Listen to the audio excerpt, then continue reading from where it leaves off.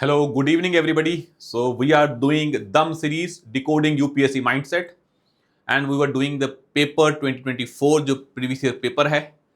We discussed till 67 number question. आज हम 68 से लेके 100 तक पूरे कंप्लीट करेंगे and then we will start with the paper 2023.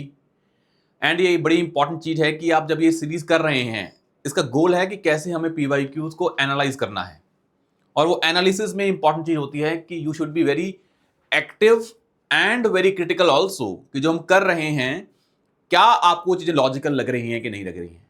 और जो हम लॉजिक डिस्कस करेंगे, try to inculcate that logics, that pattern, that algorithm within you, ताकि भाई आपको जब पेपर में जाएं तो अपने लॉजिक्स पे और इस पैटर्न पे विश्वास हो. This trust is very important.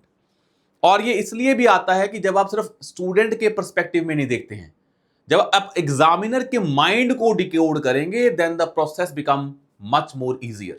That's why the series name is दम सीरीज डिकोडिंग यूपीएससी माइंडसेट, कि वो किस माइंडसेट से क्वेश्चन सेट करता है. एंड अगर आप सिर्फ स्टूडेंट के पर्सपेक्टिव से जाएंगे, देन आपको पेपर लगेगा कि भाई मेरे को इंफॉर्मेशन के बेस पे सॉल्व करना है. फिर आप एग्जामिनर के माइंडसेट को नहीं समझ पाओगे. And the best way to solve question is अपनी नॉलेज, बट द पर्सन जो ये क्वेश्चन सेट कर रहा है वो किस कंटेक्स्ट में कर रहा है, किस पैटर्न में कर रहा है और किस माइंडसेट से कर रहा है, that will help you. Now let's start with question number 68 जो हम कल डिस्कस कर रहे थे 67 तक. किसी को कोई भी डाउट हो इस सीरीज में कि ऐसा क्यों नहीं हो रहा है, ऐसा क्यों है, तो you can mention in the comment section, फिर हम उस पर अच्छे से डिस्कशन करेंगे. Let's start with 68 number question. Which of the following statements are correct in respect of a money bill in the parliament? Money bill in the parliament. अब आपको इतना पता है सर, मनी बिल पे हम इसको logical पढ़ते होते हैं कि मनी बिल की पावर किस हाउस के पास है, कैसे ये इंट्रोड्यूस होता है. सभी बिल्स पढ़ते होते हैं, money bill, constitutional amendment bill, ordinary bill, financial bill type 1 and type 2. But money bill pay हम ना एक इसके फैक्चुअल पार्ट होते हैं. इस बार देखेंगे ना, यूपीएससी ने आपको पार्ट्स भी पूछे हैं कि ये चीज किस पार्ट में लिखी है. पहले शेड्यूल पूछता होता था, पार्ट्स पूछता है और आर्टिकल्स भी पूछता है. अब पॉलिटी में एक चीज समझ में आ गई है कि आपको इस लेवल तक के फैक्चुअल फैक्ट्स भी याद करने पड़ेंगे. तो फैक्चुअल चीजें भी याद करनी पड़ेंगी इन पॉलिटी, जो हम पहले इग्नोर कर देते थे. कभी आर्टिकल पूछा नहीं है, अब आर्टिकल पूछना स्टार्ट कर दिया है. अब क्वेश्चन क्या है? Article 109 mentions special procedure in respect of money bills. मतलब मनी बिल की डेफिनेशन तो आपको पता है sir, that is mentioned in article 110. हम पढ़ते होते ना कि ये कुछ फीचर्स हैं मनी बिल्स के, अगर ये होंगे बिल में, इनमें से कोई भी या सारे, तो ही बिल क्या होगा, मनी बिल. तो डेफिनेशन तो हम पढ़ते होते हैं आर्टिकल 110 में. अब आपको नहीं पता भाई 109 है कि नहीं है, क्या पता वो 108 हो, 7 हो, 111 हो. 109 पे आपको डाउट आ गया कि आर्टिकल पे यूपीएससी ने ना खेला हो, तो ठीक है, अगली स्टेटमेंट पढ़ते हैं. A money bill shall not be introduced in the Council of States, that is Rajya Sabha. तो आपको पता है कि मनी बिल तो लोकसभा की पावर है, राज्यसभा उस बिल को ना तो अमेंड कर सकता है ना रिजेक्ट कर सकता है, बस अपने सजेशन दे सकता है मैक्सिमम. और ये बिल आता कहां पे है, क्योंकि लोकसभा की पावर है तो पहले कहां आएगा, लोकसभा में आएगा. ये तो लॉजिकल है कि it can only be introduced in Lok Sabha, not Rajya Sabha. Rajya Sabha can either approve the bill or suggest changes but can not reject it. बिल्कुल सही बात है, क्योंकि मनी की पावर लोगों के पास है, हाउस ऑफ पीपल के पास है. Amendments to the money bill suggested by Rajya Sabha have to be accepted by Lok Sabha. भाई अगर राज्यसभा बिल को रिजेक्ट कर ही नहीं सकता है, मतलब मनी बिल को लेकर राज्यसभा के पास पावर है ही नहीं है, तो अगर लोकसभा को, अगर राज्यसभा ने कोई अमेंडमेंट्स भेजी लोकसभा को, तो लोकसभा को माननी पड़ेंगी. तो बात गलत होगी ना, फिर तो राज्यसभा की बात मानी गई इसमें. तो यहां तुम शो कर रहे हो डोमिनेंस ऑफ राज्यसभा, यहां शो कर रहे हो डोमिनेंस ऑफ लोकसभा, तो बात तो एक ही सही होगी ना भाई. हमें पता है कि लोकसभा की डोमिनेंस है, ये ऑप्शन तो क्या हो गया, गलत. तो हमने इसको क्रॉस कर दिया. अब हमें पता है कि भाई हमें पहली पता नहीं, दूसरी, तीसरी और चौथी पता है कि ये दोनों सही है, ये गलत है. अब 2 एंड 3 आर करेक्ट, तो ये तो हम वैसे क्रॉस कर देंगे. 2 एंड 3 आर करेक्ट. और उसके नीचे जाके देखेंगे, उसके नीचे जाके देखेंगे तो ये तो हमारी गलत हो गई है, क्योंकि 4 इनकरेक्ट है, ये भी चली गई है. अब 2 एंड 3, 1 एंड 2 एंड 3, तो क्वेश्चन ये फीड आउट यहीं पे आ गया कि आर्टिकल 109 सही है या नहीं है. अब अगर ये आता था, अगर आपने ये याद किया हुआ है, लॉजिक लगाएं कि 110 के आसपास की बात ही हो रही है, तो चांसेस हैं इसके सही होने के ज्यादा, क्योंकि अगर बात होती भाई लिखता था 115, 118, 120, फिर भी हम सोचते भाई 110 में डेफिनेशन ऑफ मनी बिल लिखी है, या तो 111 में लिखा होगा या 109 में लिखा होगा, इसके आसपास ही उसको लेके प्रोसीजर लिखा होगा। तो चांसेस हैं इसके होने के, मतलब अगर हम देखें कि हमें यूपीएससी ने बहुत ही ब्रॉड आर्टिकल देके, दूर वाला आर्टिकल देके गलत नहीं किया है, आसपास दे रहा है ना। तो अगर मैं होता पेपर में तो मैं सोचता कि इसके होने के चांसेस कितने हैं सही, मोर देन 50%। हाँ, मुझे ये नहीं पता कि 100% सही है, पर मोर देन मेरे को लग रहा है कि ये सही होगा, एग्जामिनर ने सही दिया होगा।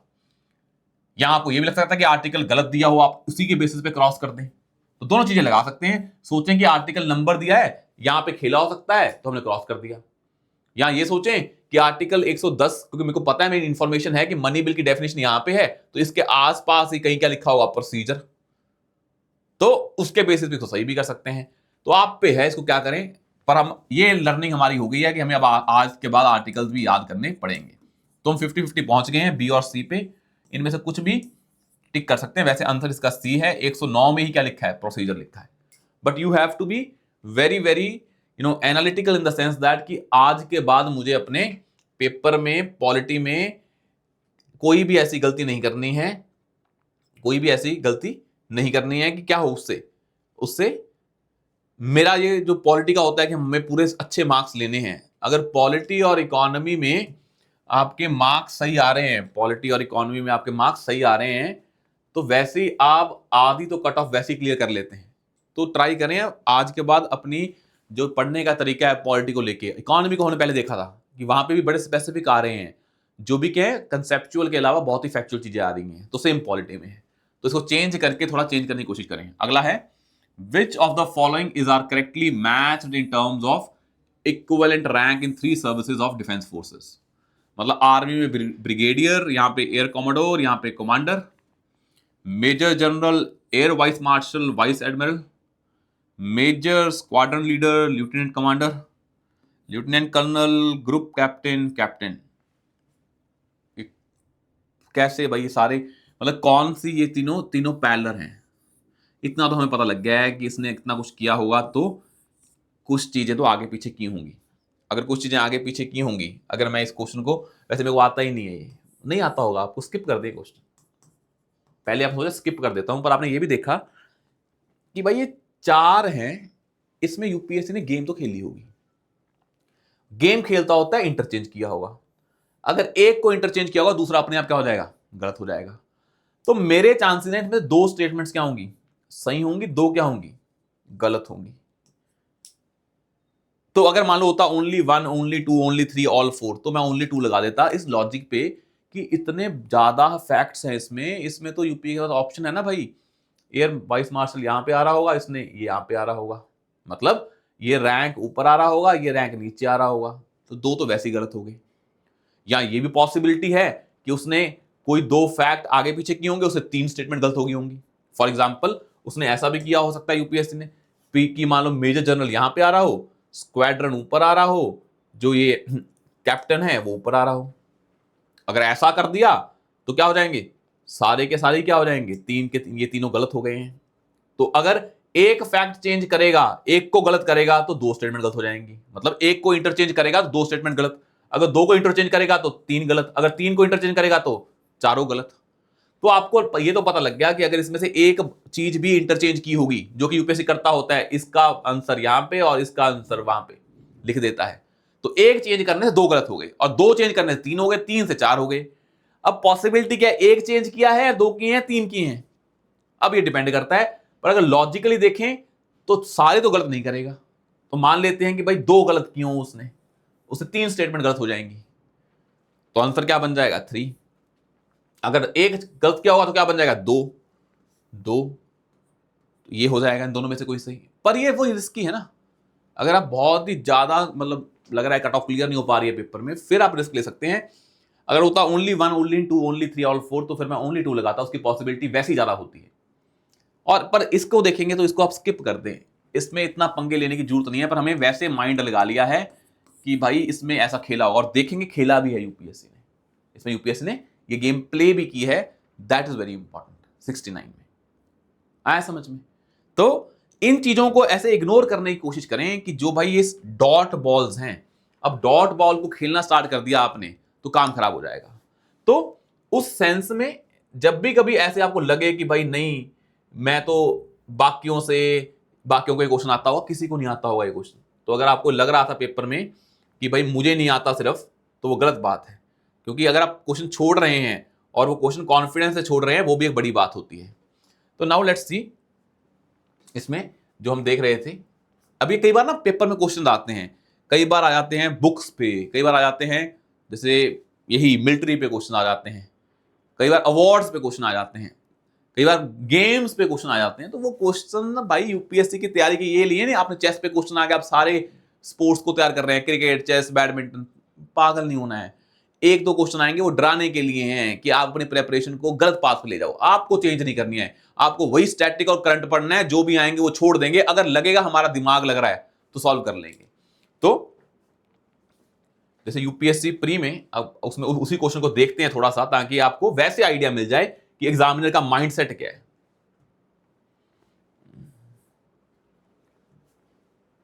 तो कौन सा था उसमें ऑप्शन, यही था, मेजर जनरल, वाइस एडमिरल। तो ये वाला क्वेश्चन सर्च करते हैं और आपको यहां पे मैं दिखाता हूं आपको यूपीएससी का माइंडसेट।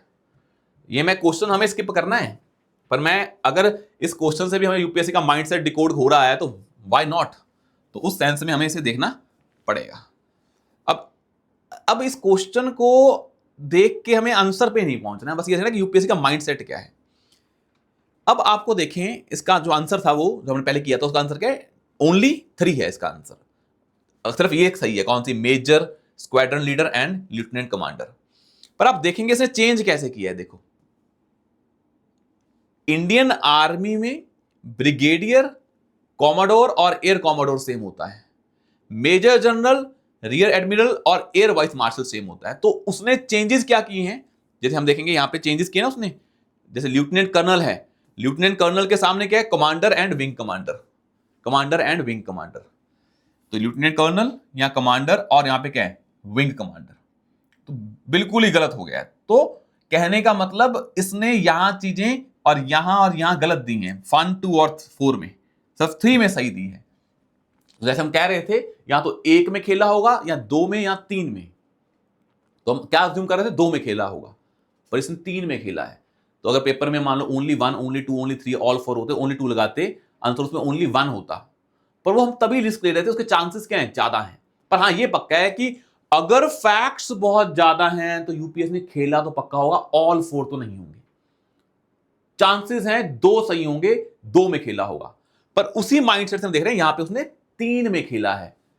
तो कई बार फैक्ट्स को बहुत ज्यादा इंटरचेंज किया गया है इसमें।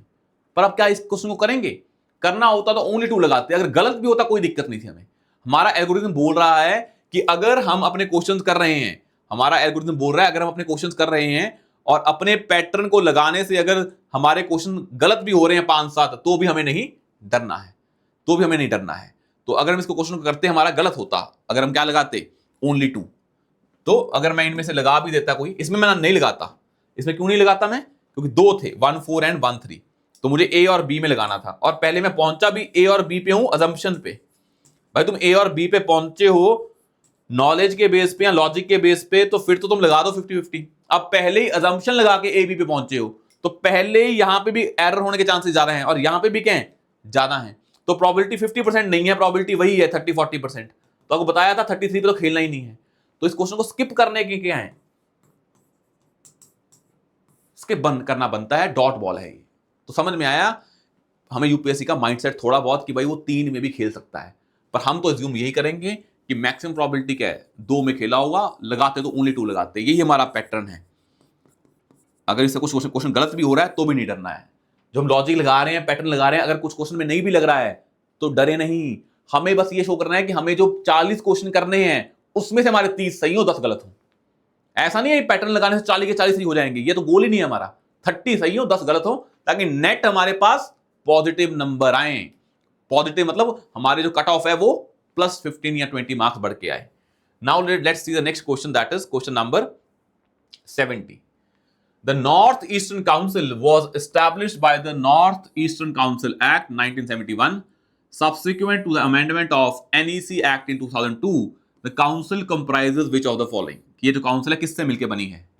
भाई आप जब पढ़ते होते हैं ना लक्ष्मीकांत में, ये पढ़ते होते हैं कि नॉर्थ ईस्टर्न काउंसिल है जो, क्योंकि हमें पता है जोनल काउंसिल के मेंबर्स पढ़ते होते हैं, इंटरस्टेट काउंसिल के पढ़ते होते हैं, ये तो एक्ट के थ्रू बनी है, इसके थोड़ा पढ़ेंगे हम। तो अगर पेपर में लग रहा है आपको कि भाई सिर्फ मेरे को ही नहीं आता है, कोई नहीं पढ़ता है ये, फिर भी हम देख लेते हैं क्या हो सकता है। ऑप्शन है governor of the constituent states, governor तो होती है। Chief minister of the constituent state, ये भी होती हैं। हम पढ़ते हैं जोनल काउंसिल में, इंटरस्टेट काउंसिल में कैसे इसमें चीफ मिनिस्टर भी आते हैं और गवर्नर्स भी आते हैं। 3 members to be nominated by president, ये 3 का डाउट है, 3 ही होंगे। होम मिनिस्टर ऑफ इंडिया, तो भाई ऐसे क्वेश्चन नहीं हो पाएंगे पेपर में, ये करने भी नहीं है हमें। हर जाके कमेटी थोड़ा ना याद करनी है, नॉर्थ ईस्टर्न काउंसिल के मेंबर याद कर रहे हो, तो this question also to be skipped, ये नहीं करने वाला है। इसका आंसर तो भाई डी है, सारे हैं, गवर्नर, चीफ मिनिस्टर, 3 मेंबर्स और होम मिनिस्टर। पर पेपर में कर पाएंगे? बिल्कुल नहीं कर पाएंगे, बिल्कुल रिस्क नहीं लेना है इसमें, कोई भी रिस्क लेने की जरूरत नहीं है इसमें, ऐसे क्वेश्चंस में। अब नेक्स्ट देखें 71, तो ये डॉट बॉल थी अभी 71। अब ये तो पूरा का पूरा फैक्चुअल है कि कितनी बार हमारा डीलिमिटेशन कमीशन बैठा है। ये न्यूज में भी था क्योंकि डीलिमिटेशन एक्सरसाइज को हम पोस्टपोन कर रहे थे क्योंकि सेंसस पोस्टपोन हो रहा था, तो उसमें तो फैक्ट भी लक्ष्मीकांत में लिखा हुआ है साफ बार कि एक बार बैठा था 1950, वही 1 वाले के लिए, एक 61 के लिए, 71 के लिए, फिर 2002 में, तो इन 4 बार बैठा है ये, तो आंसर तो 4 है, फैक्चुअल है बिल्कुल। अगला है the constituent 71st amendment act 1992 amends the 8th schedule to the constitution to include which of the following languages. ये पहले पीवाईक्यू में आया हुआ है कि 8th शेड्यूल में कौन कौन सी लैंग्वेज ऐड हुई, और आपको ये भी पता है यूपीएससी पूछता होता है कि जो डीपीएसपीज हैं कौन कौन से डीपीएसपी कौन कौन सी अमेंडमेंट से ऐड हुए, ये यूपीएससी पूछता होता है। और यूपीएससी ये पूछता होता है कि जो ये लैंग्वेज है 8th शेड्यूल में कौन कौन सी लैंग्वेज है, लेटेस्ट कौन सी ऐड की है। ये 3 अमेंडमेंट हुई थी, 3 बार ऐड की गई थी लैंग्वेज, पर जो अगर हम इसको देखें कि हमारी जो 8th शेड्यूल में 71st से कौन सी ऐड हुई है, 71st अमेंडमेंट से कौन सी ऐड हुई है, तो हमारी 3 है, कोंकणी, मणिपुरी एंड नेपाली, तो इसका आंसर ए है। मतलब आपको ये भी फैक्चुअल है, इसमें कोई वो लॉजिक नहीं लगा के बैठेंगे आप। अगर आपने पढ़ा हुआ है कि हाँ इस अमेंडमेंट से ये हुआ था, इस अमेंडमेंट से ये हुआ था, 3 बार ऐड हुई थी, कौन कौन सी लैंग्वेज ऐड हुई थी, तभी हो पाएगा। पहले पूछा हुआ है तो अगर पीवाईक्यू में आया हुआ है तो मतलब ये लैंग्वेज 8th शेड्यूल वाली लैंग्वेज क्या है, इंपॉर्टेंट है। तो उसे लर्निंग क्या है कि 8th शेड्यूल की लैंग्वेज वैसे बड़ी इंपॉर्टेंट है, और हमें ये हमेशा पढ़ना है कि कौन सा डीपीएसपी कौन सी अमेंडमेंट से ऐड हुआ, कौन सी जो लैंग्वेज है कौन सी अमेंडमेंट से ऐड हुई। तो amendments of the constitution are important, इसका आंसर ये है, बट वेरी फैक्चुअल है, नहीं हो पा रहा तो भी कोई दिक्कत नहीं है क्योंकि पेपर में नहीं होना था ये। अगर आपने नहीं पढ़ा है तो लॉजिक कुछ नहीं लग पाएगा इस पे। हाँ अगर आपको पता है कि लेटेस्ट कौन सी ऐड हुई थी तो उसके बेसिस पे थोड़ा बहुत कर सकते हैं, पर आपको नॉलेज तो होनी चाहिए ना 8th शेड्यूल के अमेंडमेंट्स की, चाहे वो पुराने अमेंडमेंट की हो चाहे वो नए की हो, कुछ भी तो हो आपके पास। उसके बाद है ये बताएं पार्टी और लीडर, कि Bharatiya Jan Sangh was founded by Shyama Prasad Mukherjee, ये तो पता ही है आपको। जो प्रेजेंट बीजेपी है उसका जो प्रिकर्सर है वो है भारतीय जनसंघ, श्यामा प्रसाद मुखर्जी।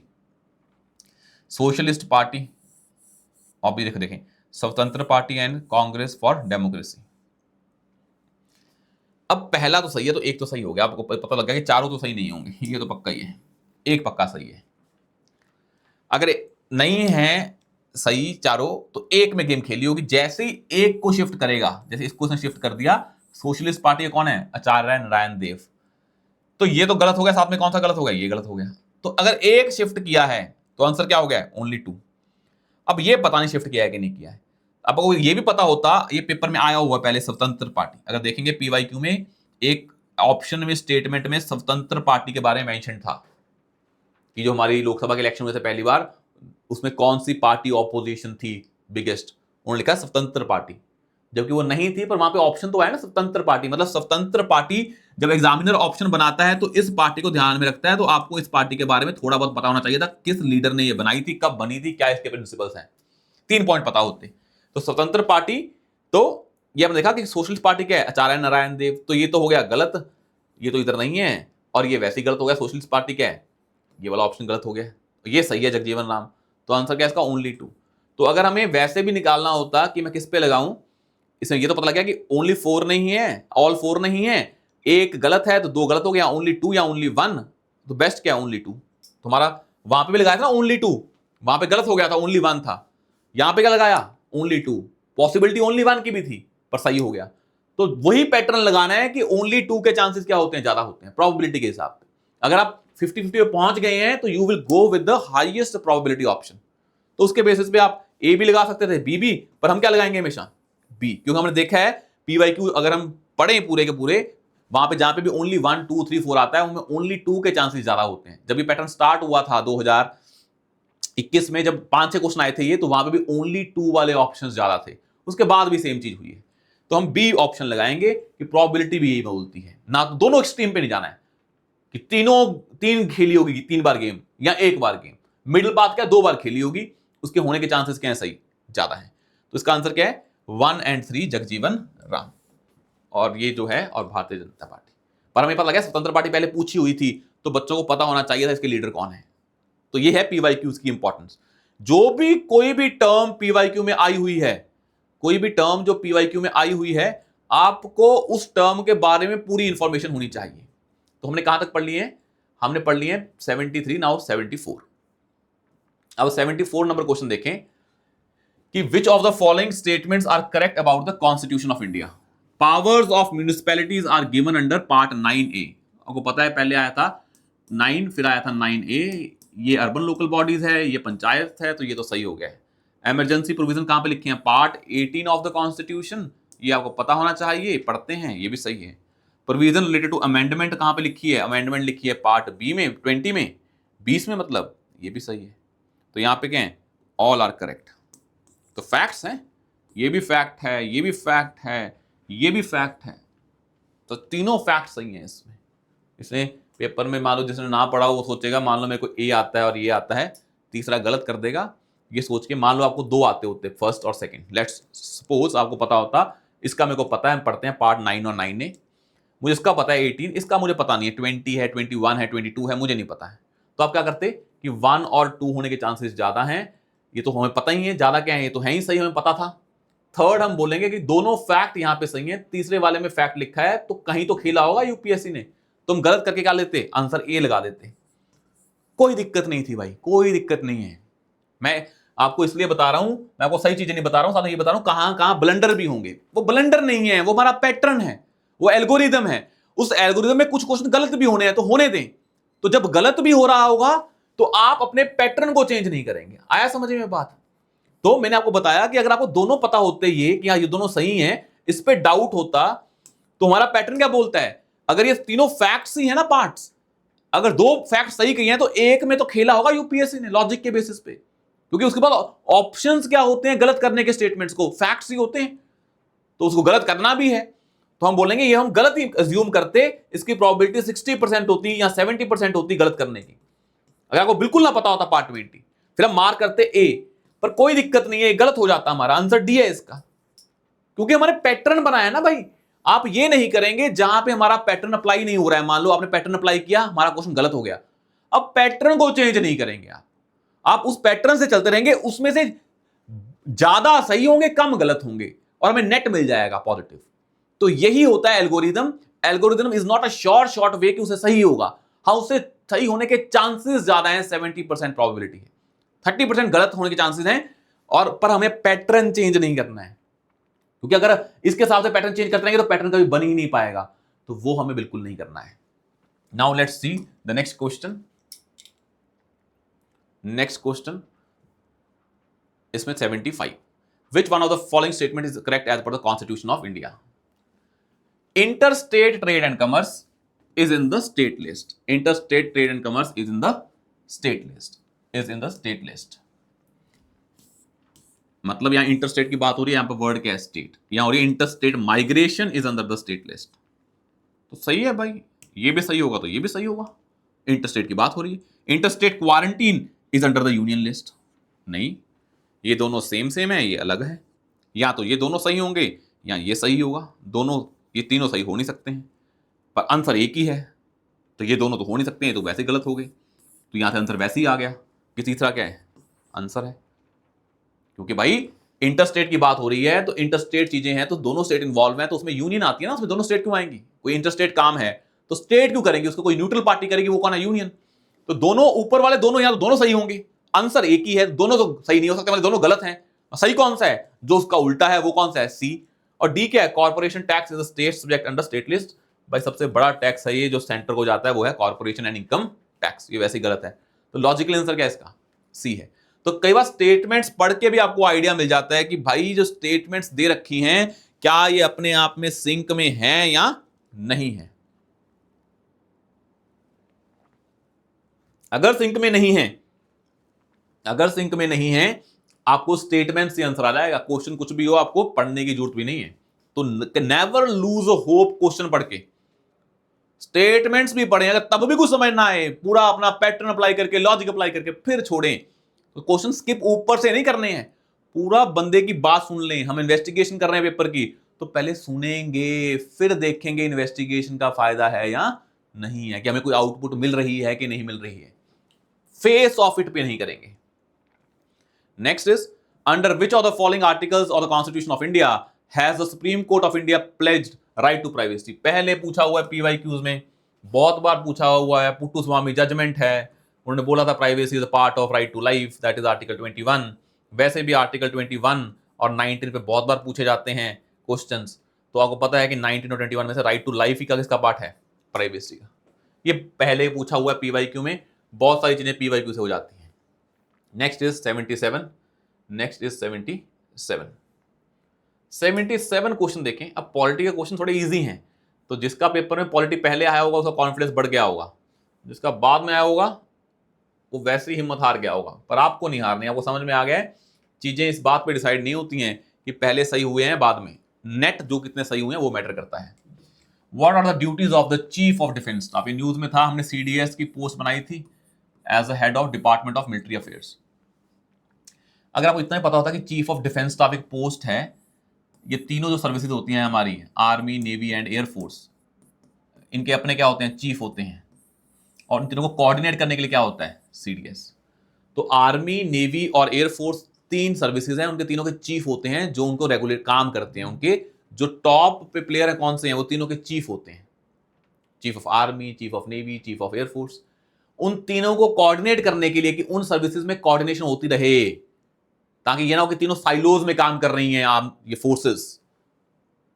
एक बॉडी हमने बनाई, एक बॉडी क्या पोस्ट बनाई, चीफ ऑफ डिफेंस स्टाफ, वो इन तीनों को कोऑर्डिनेट करता है। ये अगर इतना पता था काम हो जाता। कैसे?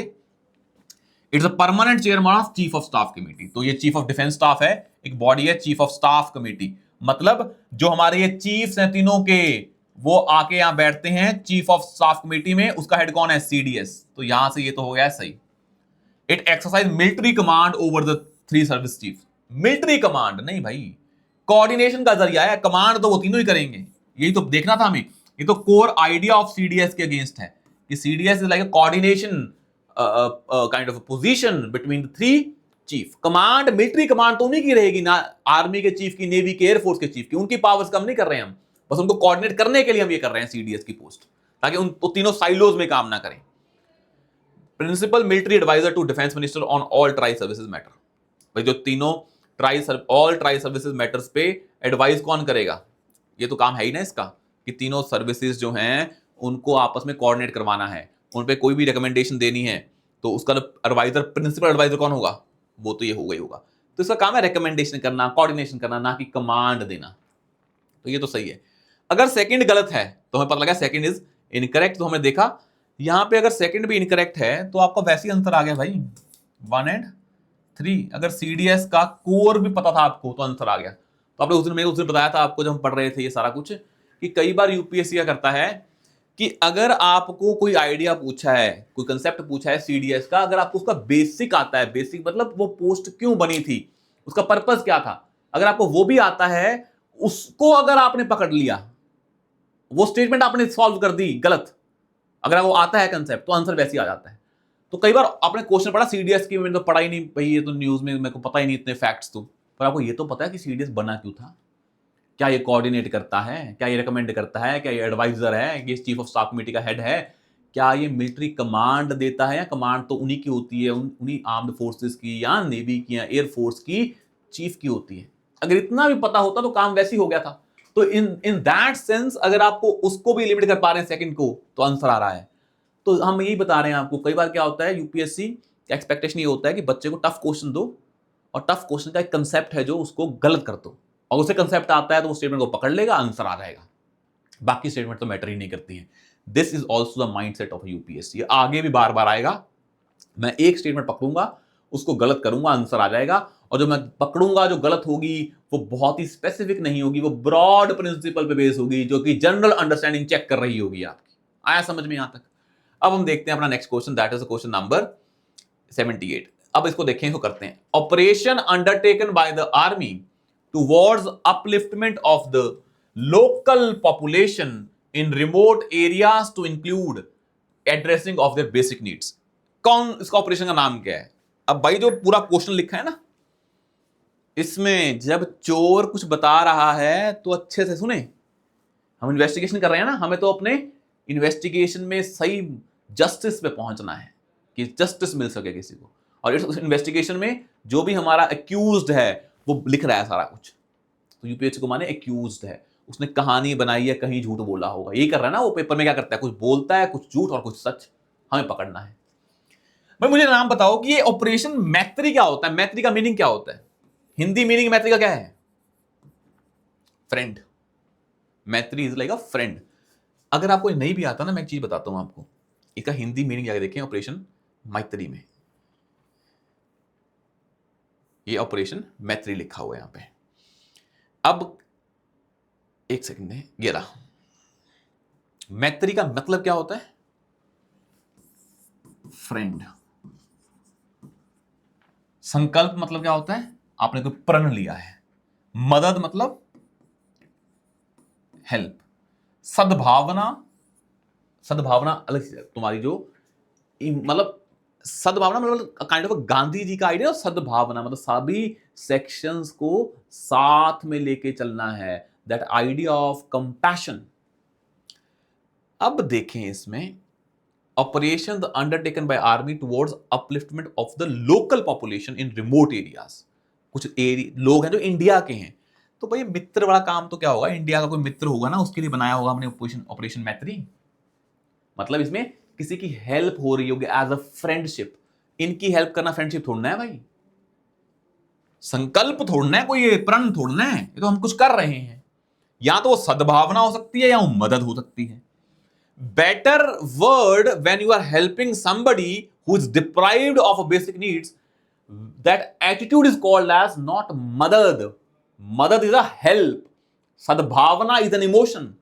When the army is doing that thing with the local population, it will be doing with the emotion of, that is Operation Sadbhavana, not help. Help means you don't have an emotion कि भाई local population को ये मिल रहा है। और जो army ये काम करती है इसलिए करती है कि लोकल पॉपुलेशन उनके साथ आ जाए।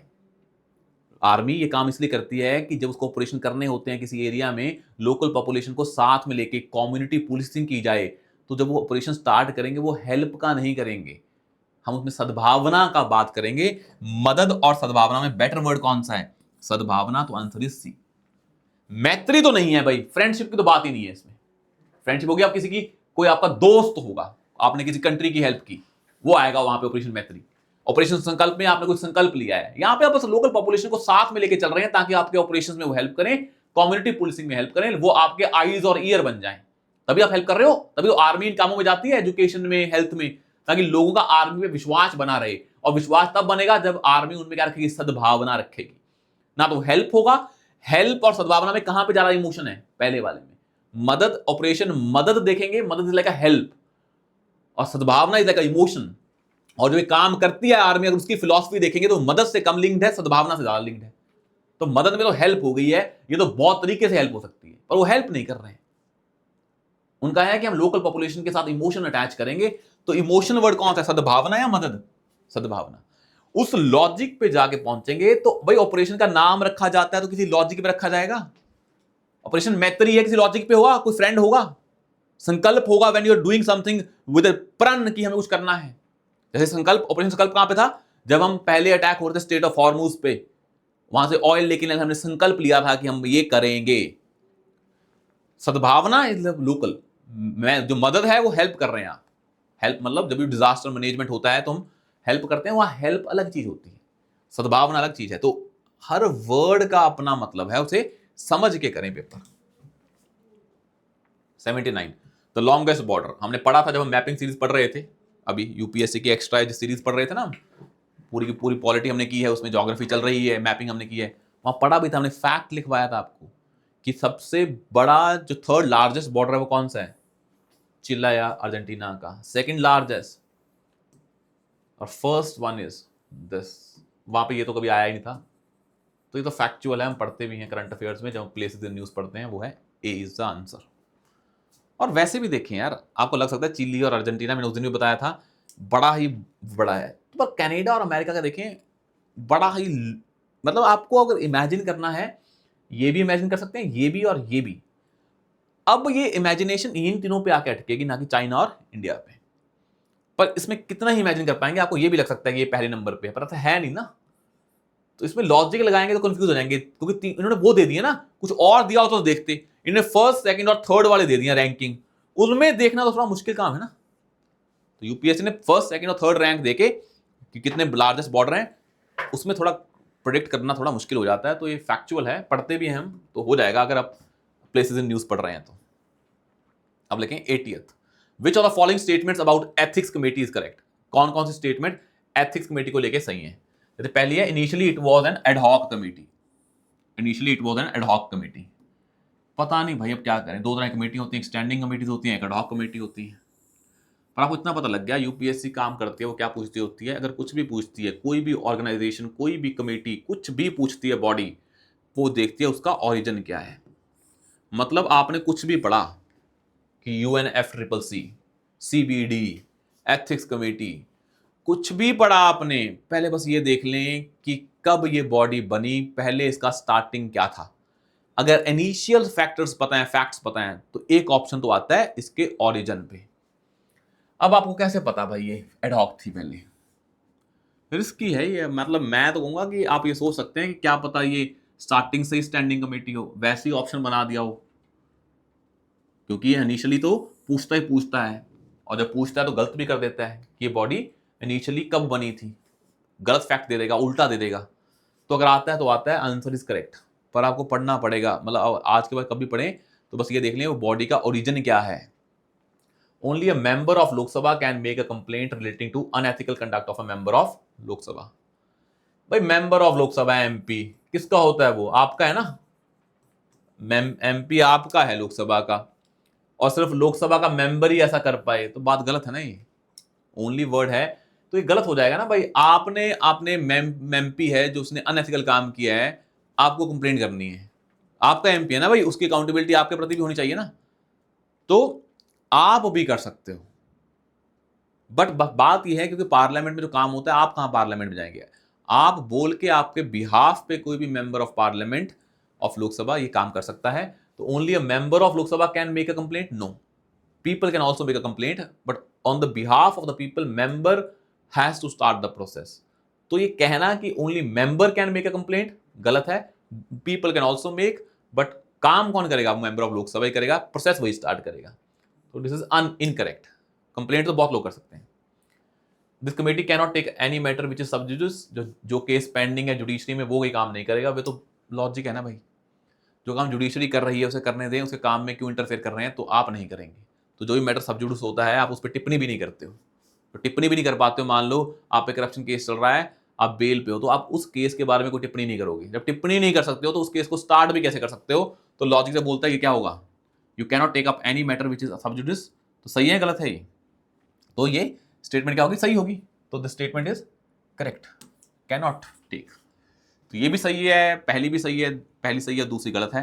पर मुझे ये पता था दूसरी क्या है, गलत है, तो भी आंसर आ गया, तो भी आंसर आ गया है।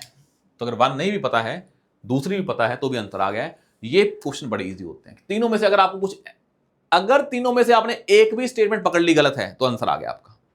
मान लो पकड़ लेते, मान लो इसमें स्टेटमेंट 3 गलत होती, मान लेते हैं थर्ड गलत होती, थर्ड मारते डिलीट, आंसर क्या आता है, तो इन क्वेश्चन में अगर एक भी स्टेटमेंट आपने गलत पकड़ ली तो आपको बस एक झूठ पकड़ना है यूपीएससी का इन क्वेश्चंस में, जहां से ही पकड़ा गया आंसर आ गया।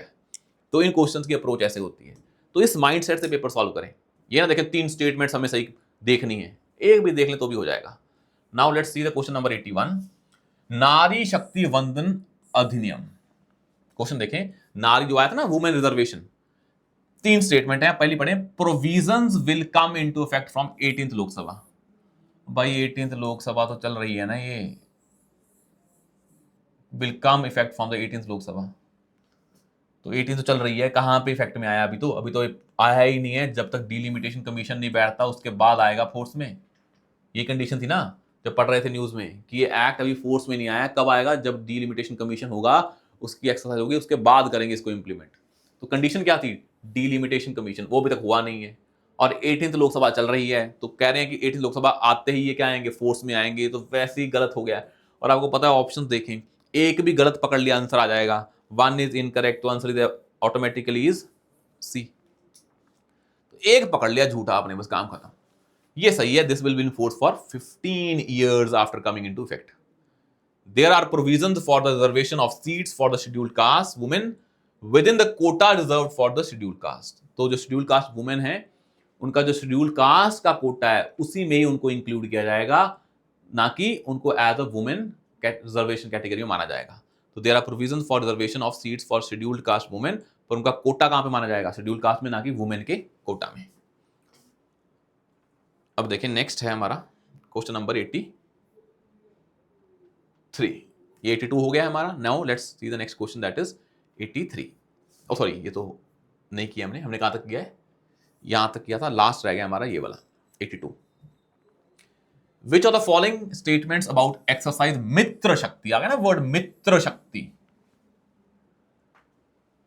मित्र शक्ति, फ्रेंड, मैत्री मतलब मित्र, तो किसी फ्रेंड के बीच में है। पहला स्टेटमेंट है, this was a joint military exercise between India and Bangladesh. Joint military exercise between India and Bangladesh. आपका दिमाग खगड़ा कि क्या यहां पे चेंज तो नहीं कर दिया है? क्या यहां पे चेंज तो नहीं कर दिया है? कहीं कोई और हो, नेपाल हो, भूटान हो, श्रीलंका हो, देखेंगे, अभी नहीं पता है अगर नहीं पढ़ा है आपने तो। इट कमेंस्ड इन ओंध पुणे। अब मैंने आपको चीज बताई थी, अगर कोई नेम बड़ा ही स्पेसिफिक है जो कभी नहीं लिखा जाता, मान लो ये एक्सरसाइज कहां हुई होती? पुणे में। मान लो एक्सरसाइज कहां हुई होती? औध पुणे को छोड़ के, पुणे काट दें, वर्ड क्या लिखा है? औंध, औंध। अगर मान लो एक्सरसाइज कहां हुई होती?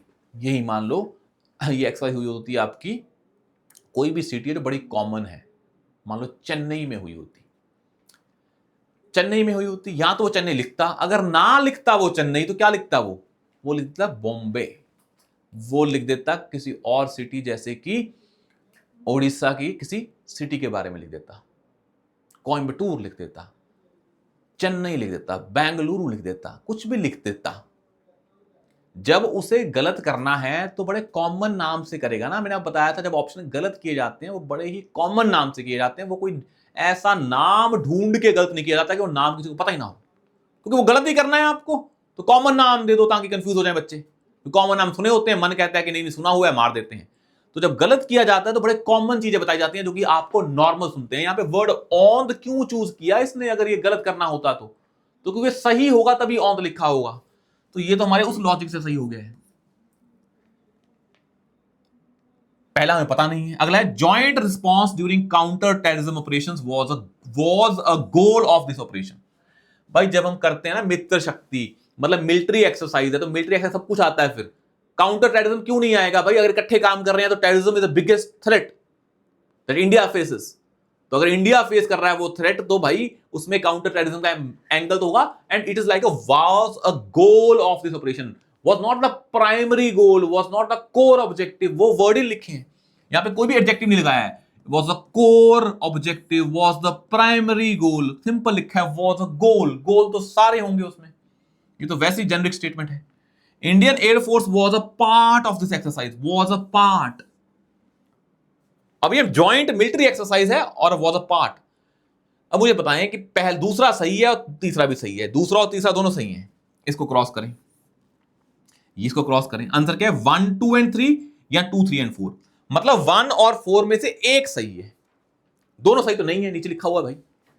अब मुझे बताएं अगर दोनों में से एक सही है, अब यहां पे इंडिया और बांग्लादेश में चेंज करना आसान है ना, क्योंकि इसका आंसर श्रीलंका है, उसने श्रीलंका के बदले बांग्लादेश लिख दिया है। यह फैक्ट चेंज करना बड़ा आसान है, क्योंकि ये पुणे में हो रही है तो ऑफकोर्स इंडिया तो मेंबर होगा। अगर ये फैक्ट सही है तो इस फैक्ट को गलत क्या होगा, क्योंकि इस ऑप्शंस में दो फैक्ट्स हैं और दोनों फैक्ट्स को, एक फैक्ट को चेंज करना बड़ा इजी काम है, तो इसकी प्रोबेबिलिटी गलत होने की ज्यादा है। अब यहां पे ऑप्शन क्या है, Indian air force was a part, ये नहीं बोला कि Indian air force was the main player, simple बोला है कि was a part of this exercise. अब पार्ट किस सेंस में है, बड़ा जेनरिक स्टेटमेंट है ये, तो इज अ पार्ट, तो इसके चांस क्या है सही होने के ज्यादा हैं, इसके गलत होने के चांसेस क्या है, मोर देन 70% गलत होने के चांसेस हैं, इसके मोर देन 70% करेक्ट होने के चांसेस हैं, इसके इनकरेक्ट के चांसेस हैं। तो मैं तो जाऊंगा 1 को काट के 4 पे, that is D is the answer. तो पहले में दो फैक्ट्स हैं, वहां पे फैक्ट्स को इंटरचेंज करना क्या एग्जामिनर के लिए इजी, हम उसके माइंड में घुसे और देखा कि भाई जब ये सेट कर रहा होगा इसके लिए बहुत आसान होगा इंडिया बांग्लादेश करना, आंसर कुछ और होगा। नीचे वाला बड़ा जेनरिक्स है, इंडियन एयरफोर्स, यहां पे क्या हो सकती है, इंडियन नेवी होती, मान लो कुछ और होती, उसने क्या लिख दिया, इंडियन एयरफोर्स लिख दिया। क्या ऑप्शन हो सकता ना कि इंडियन नेवी होती, पर अगर नेवी होती तो एयरफोर्स क्यों नहीं होगी भाई, इंडियन आर्मी क्यों नहीं होगी, तो उसको इसको चेंज नहीं करना है। अगर इसको चेंज भी कर रहा है इंडियन नेवी, तो आपको आएगा कि इंडियन नेवी है तो एयरफोर्स है, मतलब सारी फोर्सेज ही होंगी इसमें होनी है, तो क्यों दो रखी जाएंगी, तो इसका पार्ट होगी Indian air force was a part of this exercise, तो इसके सही होने के चांसेस क्या है, ज्यादा हैं। अब देखिए next question, that is question number 83। Question simple है, a writ of prohibition is issued by the supreme court और अ हाई कोर्ट टू, ये पढ़ते होते हैं ना, writ of prohibition certiorari quo warranto, तो आपको पता होता है प्रोहिबिशन की जो रिट है ये कोर्ट के अगेंस्ट होती है, इतना ही पता होता ना काम हो जाता कि ये जो दोनों रिट्स हैं प्रोहिबिशन और certiorari, these are against the courts, judicial and quasi judicial bodies, बस इतना पता होता। तो किसके अगेंस्ट इशू की जाती हैं, गवर्नमेंट ऑफिसर के अगेंस्ट, पार्लियामेंट असेंबली के अगेंस्ट, लोअर कोर्ट के against, government prohibiting it from throwing unconstitutional policy. Answer simple है ना, कोर्ट के अगेंस्ट होते हैं, तो तभी आंसर आ जाता आपका। तो this writ of prohibition is against the courts only, judicial and quasi judicial bodies, इतना ही पता होता तो हो जाता।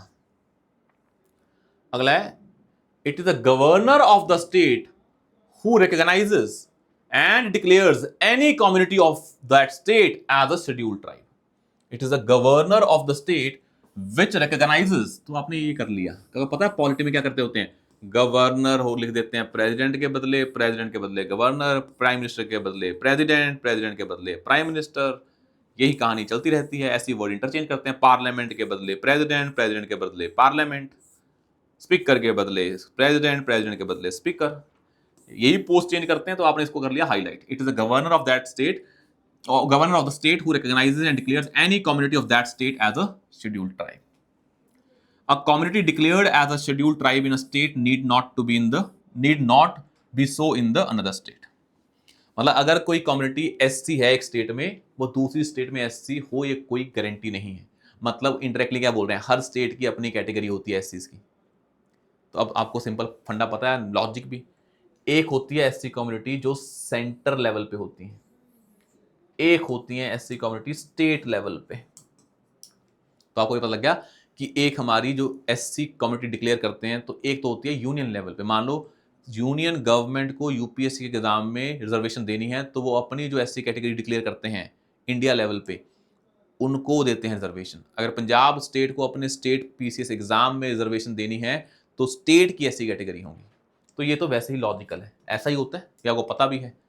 मान लो एक कास्ट है Meena caste, which is a scheduled caste है वो, अब वो यूनियन लेवल पे कैटेगरी है, पर वो पंजाब में कैटेगरी नहीं हो सकती है, पॉसिबिलिटी है। पर कहने का मतलब क्या है, ये स्टेटमेंट तो वैसे ही लॉजिकल है कि स्टेट वाइज होते हैं, तो दूसरी तो करेक्ट है स्टेटमेंट। अब पहली बोल रहे हैं, it is a governor of the state who recognises and declares any community of that state as a scheduled tribe. भाई ये काम प्रेसिडेंट का होता है, जो लिस्ट बनती है वो प्रेसिडेंट बनाता है, यूनियन के लिए भी और स्टेट के लिए भी। एक होता है national commission for scheduled caste, कभी सुना है state commission for scheduled caste? अगर national commission for scheduled caste है, ये बताता है कि कौन सी कैटेगरीज को रिजर्वेशन मिलनी चाहिए, तो किसको बताएगा, गवर्नर को या प्रेसिडेंट को? ये नेशनल लेवल बॉडी है तो बताएगा भी किसको, प्रेसिडेंट को। तो आपने देखा कि मैंने national commission for scheduled cast पढ़ा था, वो एक नेशनल लेवल बॉडी है जो प्रेसिडेंट ही अपॉइंट करता है, रिपोर्ट भी वो प्रेसिडेंट को देती है। तो अगर रिपोर्ट उसको दे रही है तो फिर वो national commission for scheduled cast जो काम कर रहा है, एससीज को डिक्लेयर करने में हेल्प कर रहा है प्रेसिडेंट की, तो प्रेसिडेंट काम करता होगा, ना कि गवर्नर। तो this is declared by the president, not governor. You extrapolated that fact of scheduled caste to National Commission for Scheduled Caste and derived that this is wrong statement and second is correct, so answer is B. So that was the main point कि आपको option पढ़ के अपनी बाकी information से चीजें extrapolate करके यहां तक पहुंचना है, and that is the key to clear prelims exam. आपने पढ़ा national commission for scheduled caste, उससे लिंक करके यहां ड्राइव किया। तो कभी भी इंफॉर्मेशन को सच नहीं माने, बस ऐसे देख के डरे नहीं कि क्या पता गवर्नर हो, क्या पता से काम नहीं चलेगा। जो इंफॉर्मेशन आपके पास है उसके लॉजिक ड्राइव करके वहां पहुंचे, अगर वो लॉजिक बन रहा है तो आप उसको गलत मार्क कर सकते हैं कि गवर्नर तो नहीं होगा। ऐसा होता तो फिर state commission for scheduled cast भी होता। आया समझ में? This is 84। Now let's see the question number 85। अब 85 में देखें, the union finance minister on the behalf of prime minister, इसको अंडरलाइन कर लें पहले तो, और इसको अंडरलाइन कर लें, less the annual financial statement before the both houses of parliament. Union finance minister करते हैं, बिल्कुल करते हैं। बाय एनुअल फाइनेंशियल स्टेटमेंट का मतलब क्या है, बजट। तो आपको पता ही है वो फाइनेंस मिनिस्टर ही करते हैं। किसके बिहाफ पे करेंगे? प्राइम मिनिस्टर या प्रेसिडेंट। भाई सारे काम किसके नाम पे होते हैं? प्रेसिडेंट के नाम पे। तो फिर कॉन्स्टिट्यूशनली देखें, अगर लॉजिकली देखें तो क्या आएगा, प्रेसिडेंट आएगा, ना कि प्राइम मिनिस्टर। गलत हो गया पहला स्टेटमेंट, भाई खेल दिया ना, प्राइम मिनिस्टर को प्रेसिडेंट से कर दिया change. At the union level no demand for grant can be made except on the recommendation of the president of India. Demand for grant का मतलब क्या है? पैसा, मतलब money bill. No money bill can be introduced in the Lok Sabha without the permission of president या approval of president. तो बिल्कुल logical है ये। मनी बिल का जो फीचर है वही यहां पे लिखा हुआ है। That is correct, first is incorrect, answer is 2B। देख रहे हैं आप ये चीजें कि पार्लियामेंट पे कितने क्वेश्चन पूछे जा रहे हैं। तो मैंने आपको पहले बताया था, अगर आपको पॉलिटी करनी है तो 3 topics are very important. One is called as fundamental rights chapter, other one is called as Supreme Court, high court and lower court, judiciary, and the third one is parliament and state legislature. If you are done with these questions, around 70-80% questions came from there, and the fourth component was basis of Indian Constitution या basics of Indian polity. अगर ये 4 topic आपने कर लिए हैं तो आपको polity में कोई नहीं रोक सकता है। And we discuss all those topic in extra series, जो कि ये civil with cast YouTube channel पे अवेलेबल है। Go and attend those 24 lectures, जहां पे पूरी की पूरी पॉलिटी आपको कवर की गई है। Started with fundamental rights, going into parliament and judiciary, बाकी टॉपिक भी डिस्कस किए हैं सारा कुछ, पर ये टॉपिक्स पे ज्यादा फोकस किया गया है सो दैट आपके प्रीलिम्स में क्या हो, कट ऑफ क्लियर हो जाए। अब देखते हैं नेक्स्ट क्वेश्चन जो हमारा है, that is question number 86। 86 question तो बड़ा फैक्चुअल है, जो जिसको आईआर से प्यार है थोड़ा बहुत, तो जो हमारे फॉरेन मिनिस्टर हैं एस जयशंकर, उनकी 2 किताबें हैं बड़ी फेमस, द इंडिया वे। कौन सी किताबें हैं? द इंडिया वे, ये जो ऊपर लिखी हुई हैं, एंड वाई भारत मैटर्स। बड़े न्यूज़ में थी ये, उन्होंने बहुत सारी इंटरव्यूज दी थी। The India way and why Bharat matters, it was written by Subrahmanyam S Jaishankar, Subrahmanyam Jaishankar, foreign minister of India. ये वैसे ही नाम दिए थे, देखेंगे ना कॉमन नाम दिए कौन से। अब देखें एग्जामिनर का माइंडसेट। आंसर तो डी है इसका, हमें पता है, सभी ने देखा होगा। Why Bharat matters and India way were the 2 books जो उन्होंने पब्लिश की हैं। पहले की थी इंडिया वे, बाद में की थी वाई भारत मैटर्स। बट यहाँ से क्वेश्चन देखें तुम, एग्जामिनर को पता था आंसर क्या है, S Jaishankar. Let's do the investigation. Post analysis करते हैं, आंसर पता होने के बाद का एनालिसिस करते हैं। उसे पता था आंसर क्या एग्जामिनर को, एस जयशंकर। अब जब वो ऑप्शन सेट कर रहा है तो कौन से कर रहा है, शशि थरूर। उनको लगा कि बच्चा ये भी बुक्स लिखते हैं शशि थरूर बहुत सारी, क्या पता उन्होंने लिखी हूं। नालिन मेहता, भूपेंद्र यादव, ये तीनों ही राइटर्स हैं जो फेमस राइटर्स हैं। फेमस राइटर्स लिख दिए जो हैं, आंसर लिख दिया उसके बाद फेमस राइटर लिख दिया, ताकि बच्चे इसमें कंफ्यूज हो जाए। तो वही मैं कह रहा हूँ, यूपीएससी यही करता है, आंसर उसे पता होता है, उसके बाद जो आंसर लिखता है वो बड़े कॉमन नाम होते हैं, वो बड़े यूनिक नाम नहीं होंगे। कोई ऐसा नाम नहीं दिखेगा आपको तीनों में जो कि आपने कभी राइटर की फॉर्म में ना सुना हो। आया समझ में? अब देखते हैं next question, that is which of the following pairs, country बताइए और बताया क्यों वो न्यूज में है। पहला है अर्जेंटीना। आपको पता है भाई ये चल रहा था सब कुछ, अर्जेंटीना वेनेजुएला में क्या चल रहा था, इकोनॉमिक क्राइसिस चल रहा है। अर्जेंटीना में तो बहुत ही ज्यादा था, ये तो न्यूज में ही था भाई, उसकी करेंसी बहुत ही क्या हो गई है, डीवैल्यू हो गई है। तो ये तो वैसे ही वर्स्ट इकोनॉमिक क्राइसिस है। बस अगर आपको ये भी पता था, ये छोड़ दें वर्ड वर्ड क्या वर्स्ट इकोनॉमिक क्राइसिस, अगर ये भी पता था वहां पे करेंसी का इशू चल रहा है, वो डीवैल्यू हो गई है, तो अपने वहां पे क्या चल रहा है, इकोनॉमिक क्राइसिस। सूडान में तो आपको पहले बताया मैपिंग सीरीज में, हमने मैपिंग सीरीज हमारी देख लेना, बहुत सही है, एक्स्ट्रा एज सीरीज, उसमें हमने कवर किया है कि सूडान और साउथ सूडान में जो इशू चल रहा है। सूडान में तो वॉर चल रहा है, उनकी जो पैरामिलिट्री फोर्सेज हैं, और वहां पे जो क्या है रेगुलर आर्मी है, जो सिविल वॉर चल रहा है। तो वो तो पता ही था आपको, इतना भी पता होता ना कि सूडान में क्या चल रहा है, a kind of a civil war. वहां पे उनकी जो रेगुलर आर्मी है, लोगों की आर्मी और पैरामिलिट्री फोर्सेज में टसल चलती रहती है। अगर ये भी ना भी पता हो, इतना पता हो कि सूडान में वॉर चल रहा है, इंटरनल क्राइसिस है, ये वर्ड 5 बार सुना जाता है कि सूडान में इंटरनल क्राइसिस है, तो भी काम हो जाता है। Turkey basically rescinded its membership of NATO, मतलब उसने उसकी मेंबरशिप छोड़ दिया नेटो की। ये तो गलत है ना भाई, Turkey still a part of NATO, ये तो फैक्ट है, ये तो वैसे ही गलत हो गया। बात होती है पर छोड़ी थोड़ी ना है। तो 1 and 2, तो only 2 pairs are correct. So now let's see the 88 number question. 88 number question. अब जिसने यार ये एक होती है ना नॉर्ड स्ट्रीम, पढ़ा हुआ आपने, जो जाती है कौन से सी से, मेडिटेरेनियन सी से, जो रशिया और जर्मनी के बीच में है, ऑयल पाइपलाइन है। वैसी एक और होती है that is called summed pipeline. अब ये न्यूज में होती हैं, अगर पढ़ी होती तो बता देते, नहीं तो पेपर में डाउट आ जाता, पर मैं फिर भी बताता हूँ कैसे करना है क्वेश्चन।